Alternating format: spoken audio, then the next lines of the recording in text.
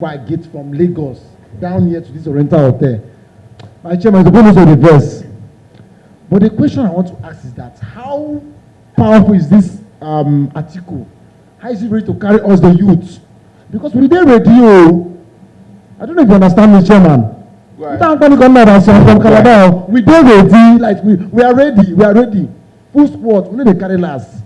We are ready here in Lagos. Anyway, Port Harcourt, we are ready. So I want to know how powerful, how ready is it to carry the youth?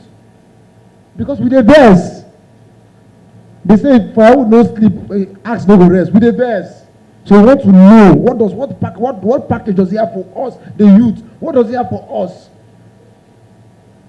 Because without the youth, nothing is happening. No, now we be the main thing. What package does he have for us? Thank you, sir. For me, my own major problem is I want you to send this message to His Excellency Atiku Abubakar concerning this contract work in this country. They need to scrap it because I work in the oil and gas for 9 years as a contract staff. It's crazy. I'm not a foreigner. I'm in Nigeria. I have so many people that have traveled out. You're talking about casualization of workers, right? Yes. Casualization of workers. Yes. Okay. I work in oil and gas for 9 years as a contract staff. It's crazy. I'm a youth. I'm not a foreigner. I'm in Nigeria. How could I be in my country working as a contract staff? All these things, they need to scrap all these things. I don't know who is in charge of all those. They need to scrap it. They need to empower the youth. A lot of people, we have so many of my friends that they have PhD, master's, everything, chartered. They don't have job. So please, you need to tell His Excellency, because I am Uko Ndukwe Nkole. I represent Aruchukwu Federal Constituency in the House of Representatives. I'm a member of the PDP Presidential Campaign Council. I'm from Abia State. Okay, sir, from what you have seen so far, what's your assessment so far in the engagement of the youth and what's their hope for 2023? Well, so far I'm impressed that the dialogue we came in, we will package to speak out, to reach out, to speak to them on the agenda, the reset agenda of Atiku Abubakar. I'm enthused with the outcome of their reactions. I can see smiles in their face.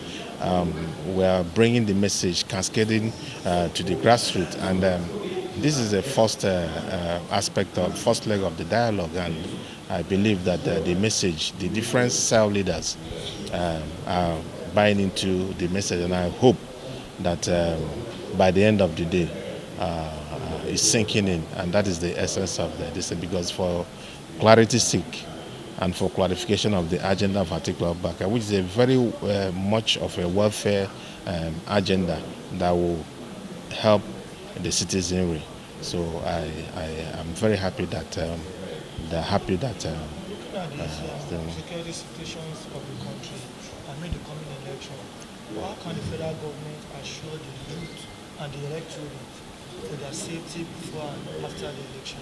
Well, the president of the country, who is the commander-in-chief of the armed forces, has assured that security is not going to be an issue. And INEC also are doing the necessary, engaging the necessary stakeholders, the necessary security agencies to ensure a hitch-free election. We've been there before.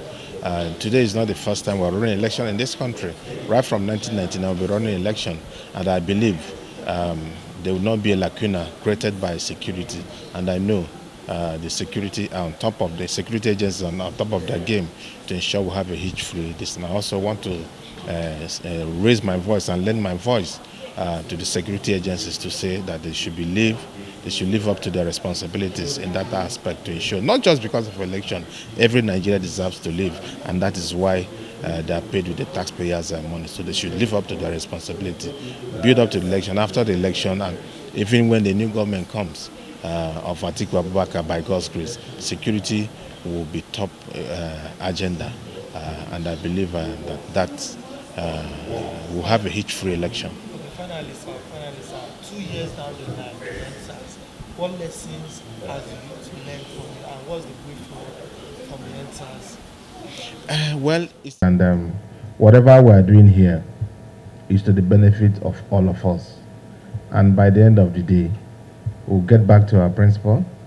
And if that is the reason why we are here, to gain that support, so that a day like this will be a reference point, will be a focal point going forward by the time you have done your own bit, to say that yes, we did this, we said this, and we expect this to happen.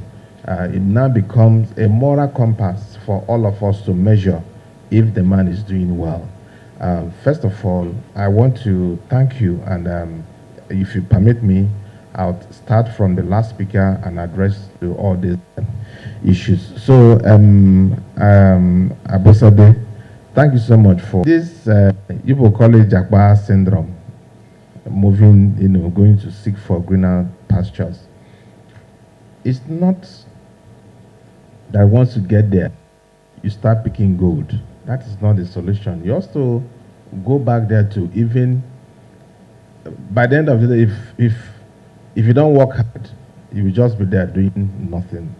Now, our economy is such on a downward trend that if nothing happens, my dear, I'll be very frank to you. I'm a member of the National Assembly. As I speak to you, having a debt of over 7 trillion naira,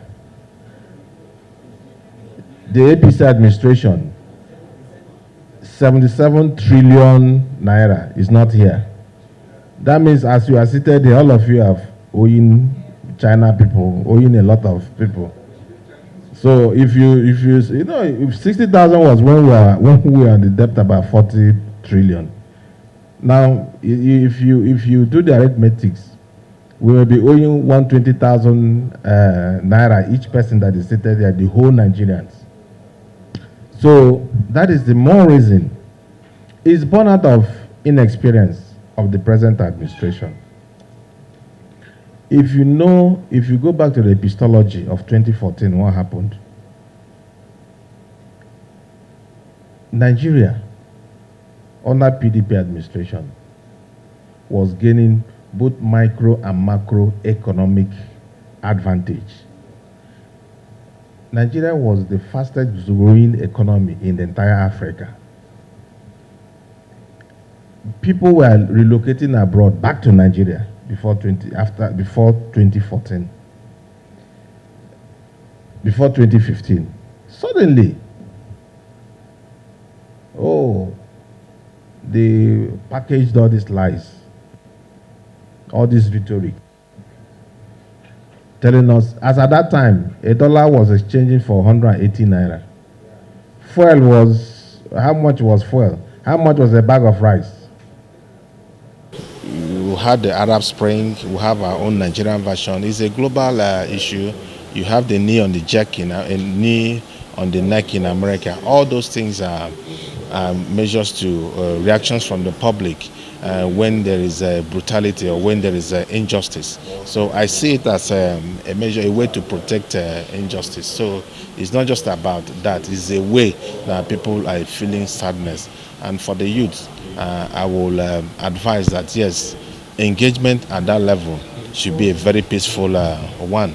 And also security agencies, whatever our laws, freedom of association is engage lawfully and to also make their points known without any kind of violence, or that I abhor violence.